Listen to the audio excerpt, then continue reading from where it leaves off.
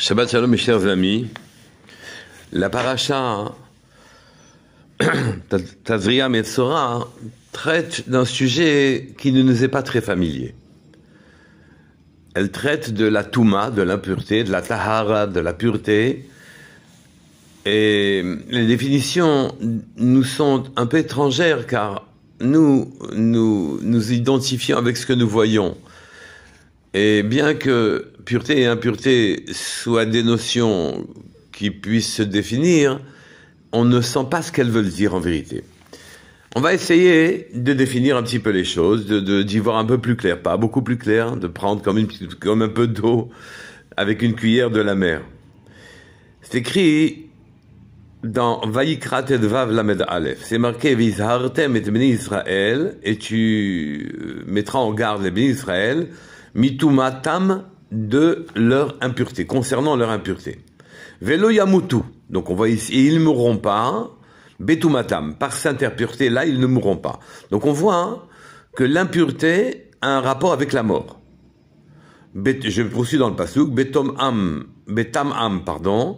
et mishkani, asher betocham, et comment ils meurent, ils risqueraient de mourir en étant impurs, en rendant impure ma résidence, Asher Betocham, qui est à l'intérieur de nous. Donc Akadosh Baruch Hu réside à l'intérieur de nous, c'est notre vitalité, c'est notre conscience, c'est notre souffle en quelque sorte, et il est à l'intérieur de nous, et la Touma, l'impureté, affecte sa présence à l'intérieur de nous. On doit tout faire pour naturellement retenir la présence d'Hachem à l'intérieur de nous.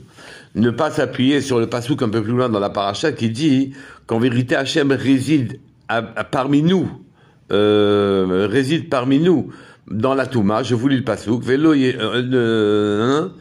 Ki ani Hachem hashochen itam betor tumatam. Je suis Hachem qui réside avec eux betor tumatam. Ici, avec eux, c'est pas à l'intérieur de eux. Akadosh Baruch Hu, alors que les personnes repoussent Hachem et leur vitalité intérieure est affectée, si jamais on n'en arrive pas à la mita, Akadosh Baruch Hu reste autour d'eux, mais pas dans eux. Voyons les choses un peu plus précisément. Dans Vayikra Yud Aleph, même Dalet, c'est écrit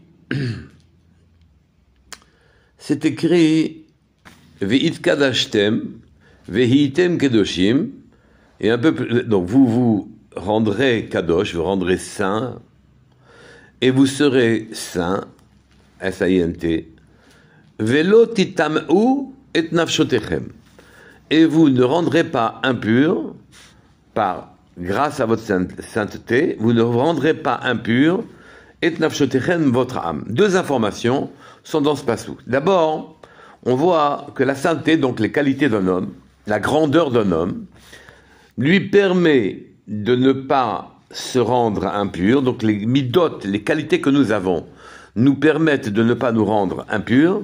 Et quand on n'est pas impur, alors, velotit amuet nafshotechem, on ne rendra pas impur nos âmes. Donc on voit ici que l'impureté ne concerne pas le corps, l'impureté concerne l'âme. Ça confirme naturellement notre propos où on avait dit que pureté et impureté concernent la vitalité qui est à l'intérieur de nous, la présence divine à l'intérieur de nous. Ça vient parfaitement confirmer ce qu'on en a dit, c'est-à-dire que l'impureté touche l'âme. Et quand l'âme ne veut plus rester dans le corps, traduisez la présence divine qui se manifeste par notre âme et qui nous donne vitalité, nous permet de parler, de penser, d'agir, oui. Eh bien, à ce moment-là, quand Akadosh Baruch Hu n'est plus là, la personne meurt. On voit que l'impureté amène à la mort par la remontée de la neshama, la disparition de la neshama, de l'âme de l'homme. On voit aussi que pour éviter ce problème, on nous a donné le conseil, Veit kadashtem, et vous vous rendrez kadosh. Ce qui signifie que l'on doit travailler nos midot. Être saint, c'est travailler ses midot. Et effectivement, ce qui affecte l'âme n'est pas ce qui affecte le corps. Naturellement, le corps peut être lui-même blessé. par lui-même, en avalant des nourritures mauvaises, un poison, ou bien une blessure physique. Et ça, c'est pas l'âme qui est concernée. Mais les mauvaises midotes, les mauvais chemins que prend un homme dans son existence, provoquent que son âme veuille s'éloigner de lui. Traduisez, la présence divine dans son intérieur ne veut plus rester. Quelles sont les mauvaises midotes? Le lashon hara. Ne pas regarder le monde avec un œil bien, un œil de bien.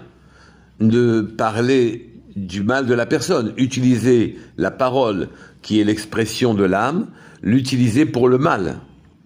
Ou bien l'orgueil. Oui. L'orgueil ne peut pas cohabiter avec la neshama.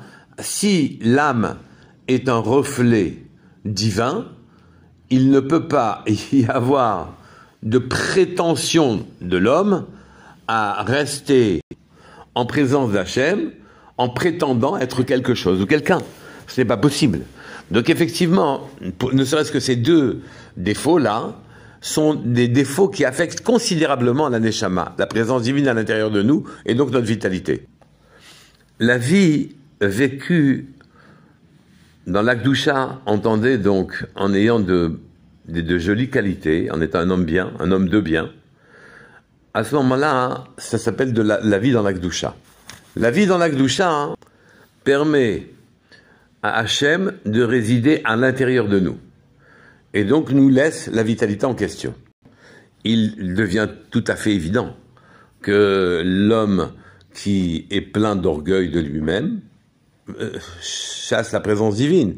Il est plein de sa matérialité, il croit que c'est lui qui a fait le monde entier, qu'il peut l'utiliser comme il le souhaite.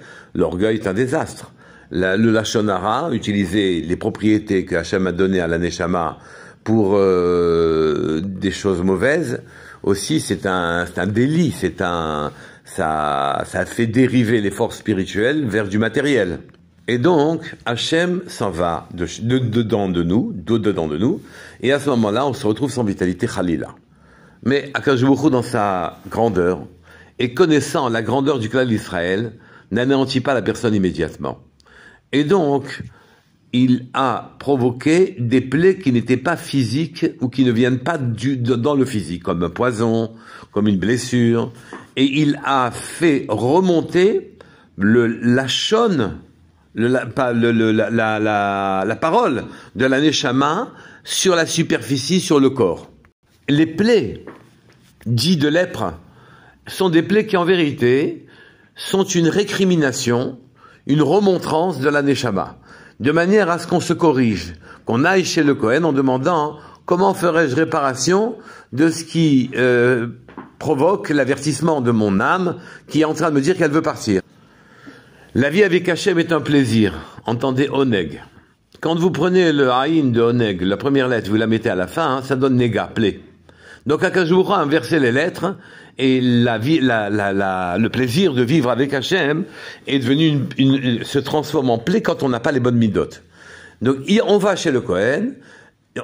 Et cette fois-ci, c'est un agent intérieur qui a provoqué la blessure superficielle. Ce n'est pas un agent extérieur qui a provoqué la blessure superficielle. C'est l'âme elle-même qui se plaint, qui demande à être libérée et qui demande à l'homme de faire tchouva. Cet avertissement est un avertissement qui est dû à la grandeur des Bnei Israël, du clan d'Israël.